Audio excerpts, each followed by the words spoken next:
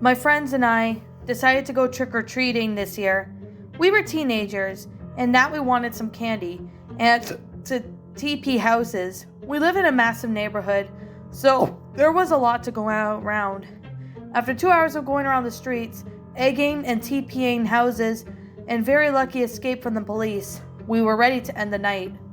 We all stopped at a dark street. "Should we go?" one of my friends asked.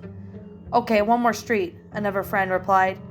I stared down the dark street, unable to see the end. There was something odd about this street, like it didn't belong. The houses were completely different from the ones in the neighborhood. The houses looked abandoned. There were no lights either on the street or the houses. "I got a bad feeling about this, guys," I said. "Don't be a chicken, David. We're just gonna egg some houses and leave. If they call the cops again, we'll sneak out of there. This place is freaking pitch black," my friend replied. We walked down the coal-black street, joking around and telling ghost stories, as I just couldn't help but feeling watched. Houses looked very different and didn't look stable. I knew something was up. I knew it. The light from the other street began to become dimmer and dimmer. "Okay, here." We took a bag full of eggs and toilet paper and were cursing and having fun. I almost forgot to get worried. Crack! A loud noise echoed the street. "What was that?" I asked. "Everybody hide now!" my friend yelled. I saw all my friends scrambled around the block. I hid behind a rusty trash can, looking over at the edge. I couldn't see anything because it was so dark. I could only see one blue outline of the houses. I took out my phone for some light. No signal at all on my cell phone. They didn't build over a dozen cell phone towers all over the area. I shined my light towards the street. Crack! This time it was louder. I pulled back and looked over again. All my friends were there, standing in the middle of the street. "What do you think that was?" I questioned, walking over towards them. They didn't respond. "Hello? There was something about your soul I cannot take, but I'll find a way," they all said at the same time. "What the fuck?" They all charged towards me. I ran and the darkness seemed to continue on forever. I didn't hear them chasing after me, but I didn't stop. I kept looking for a source of light, or just anybody. I slammed my face onto the wall. I got up to see a giant skyscraper outlined in blue with plenty of fill on them. It was a city without light. I stood there completely shocked. A lot of questions blew into my mind. What just happened? Where am I? Can I get back? These questions flooded my mind. A loud growl roared behind me. I turned around to see a wolf-like creatures blended in the darkness. "Shit," I whispered to myself. I stood there looking straight at the creature. I regretted my decision after that.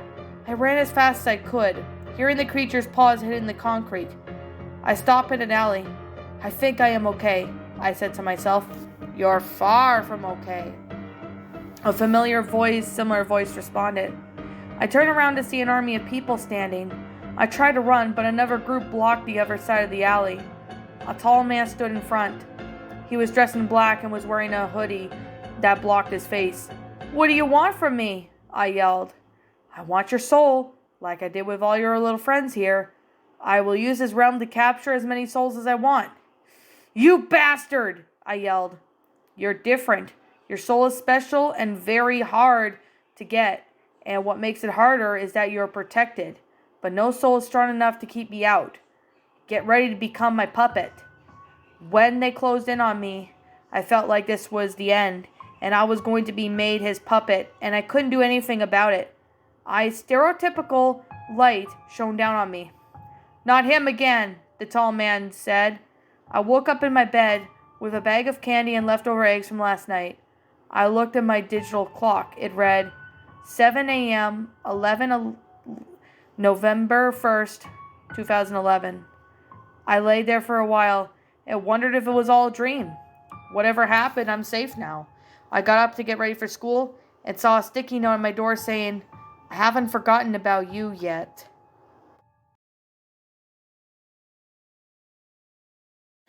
Well, my pretties, that was A Halloween to Remember, a creepypasta written by SloshedTrain. It's a pretty good creepypasta. My final thoughts on this story?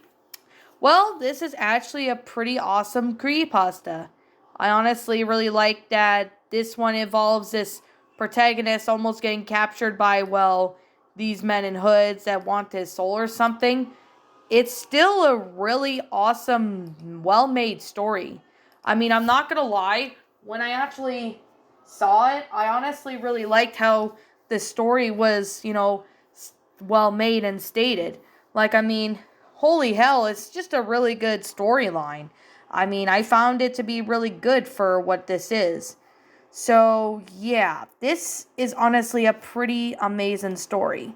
I still find this story to be, good, well made. It is definitely a very fun story.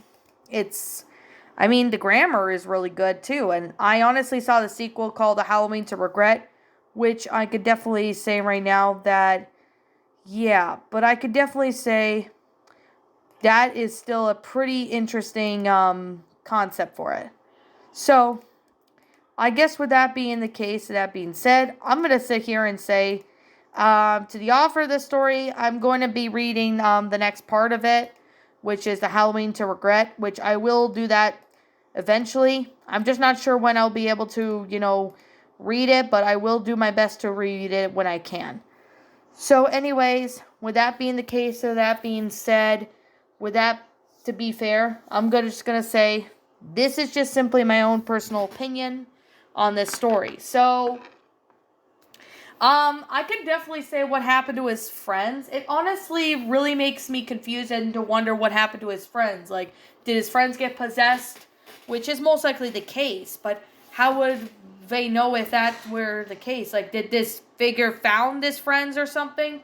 I mean, I'm curious as to what I want to know, so I'll probably know more by the next one, which is called A Halloween to Regret. So, with people, egging houses and toilet TPing, houses, I know a lot of people on Halloween do that, but, they just do that for pranks. I don't ever do that because, well, you can get into a lot of trouble if you do any of those. But, yeah. Anyways, yeah. I can't find anything that I did not really like about this story. I can't really say anything because I don't, really know, to be honest. But I guess with that being the case and with that being said, I'm just going to sit here and wrap up this video. Like I said, this is just simply my own personal opinion. And if you happen to disagree with me, that's perfectly fine too. We're all entitled to our own opinions in regards to these creepypastas. And this is just simply my own personal thoughts. My final rating of this story is a 10 out of 10. It's a really well-made story. It's definitely well-made in detail. It's a really good one. And I definitely gotta say it's a really awesome storyline. It's perfect. It's awesome for Halloween. But I definitely gotta say I know there's other Halloween stories, but it's still a pretty good one. So, yeah. Anyways, what did you guys personally think of this story? Since I'm gonna give this one a 10 out of 10, if I haven't already, I still find this story to be, quite fun to watch. Now, I did see a couple narrators also narrated this, so I definitely gotta say, it's still a fun story.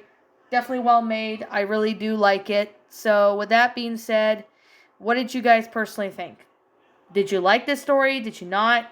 Also, what would you have done personally to help make this story a lot better? Feel free to leave me know what your thoughts are down in the comments below. I'm the Lion Queen. Thank you so much for watching today's episode. And if you're brand new here to this channel, be sure to like, comment, and subscribe. Ring the bell for notifications to when I upload, so that way you guys will not miss an upload. And as always, please roll the outro because I'm out.